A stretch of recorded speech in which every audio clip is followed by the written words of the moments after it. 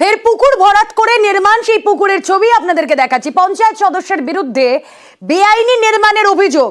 এই পুকুর ভরাট করে বেআইনি নির্মাণের অভিযোগ। বেআইনি নির্মাণের জেরে ব্যাহত নিকাশি, আর তাই খুব স্বাভাবিকভাবে অল্প বৃষ্টি হলেই জলমগ্ন বিস্তীর্ণ এলাকা। ছবি আপনাদেরকে দেখাচ্ছি, সেই ছবি আপনাদেরকে দেখাচ্ছি। সমস্যায় বাদুড়িয়ায় উত্তর দিয়ারা। ভূমি ও ভূমি রাজস্ব দপ্তরে অভিযোগ স্থানীয়দের। ছবি আপনাদের দেখালাম, আসুন কথা বলি।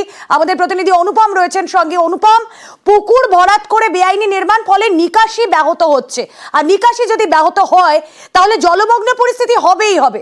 এর থেকে বেরোনোর উপায় কি?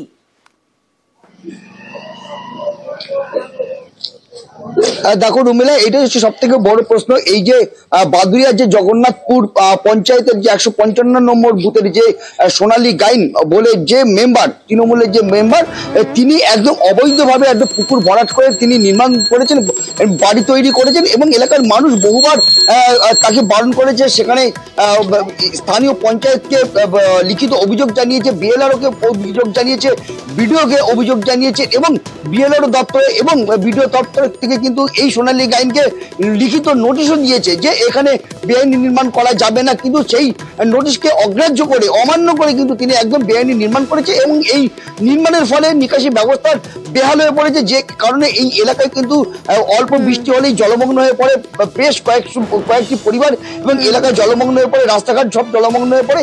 যে কারণে কিন্তু এলাকার মানুষ কিন্তু রীতিমতো এই যে মেম্বার, সেই মেম্বারের উপর কিন্তু রীতিমতো ক্ষুব্ধ, এবং এলাকার মানুষ কিন্তু বহুবার পঞ্চায়েতের কে গিয়ে কিন্তু এই সমস্যার কথা জানিয়েছে, কিন্তু এখনো পর্যন্ত কোনো সমস্যার সমাধান হয়নি, বা পঞ্চায়েতের তরফ থেকে কোনো রকম এর প্রতিক্রিয়া ব্যবস্থা করেনি। এবং আমরা এই যে পঞ্চায়েতের এই যে মেম্বার যার বিরুদ্ধে অভিযোগ, সেই সোনালী গাইনের সঙ্গে আমরা যোগাযোগ করার চেষ্টা করেছিলাম, তার বাড়িতেও গিয়েছিলাম, কিন্তু তিনি কিন্তু আমাদের সঙ্গে একদম কথা বলতে নারাজ, তিনি ক্যামেরার সামনে কথা বলতে নারাজ, এবং এই বিষয়ে কেন তিনি করেছেন সেই বিষয়ে তিনি কোনো কথা বলতে নারাজ। এবং এরপরে আমরা স্থানীয়রা তারা বলছেন যে হ্যাঁ, নিকাশির সমস্যা তো হয়, জলমগ্ন পরিস্থিতি। তাদের কি বক্তব্য শুনবো? স্থানীয় প্রশাসনের বক্তব্য আপনাদেরকে শোনাবো। আমাদের এই এলাকার মেম্বার আছে, মেম্বার সেই পুকুরের এক সাইড বুঝিয়ে সেখানে ঘর করা হয়েছে, তারা বাস করার জন্য ঘর করেছেন। আমরা দীর্ঘদিন এই সাইডের নিচু হওয়ার এর থেকে আমাদের এখানে পুরো জল জমে আমাদের ঘরের মধ্যে জল ঢুকে যায়, এমনকি বর্ষাকালে আমরা এখানে যাওয়া আসা করতে পারি না।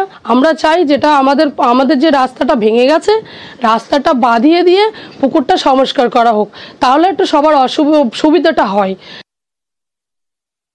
ঠিক আছে, আমি তাহলে তার সাথে কথা বলি যে তাকে সেটা করছে কি তিনি।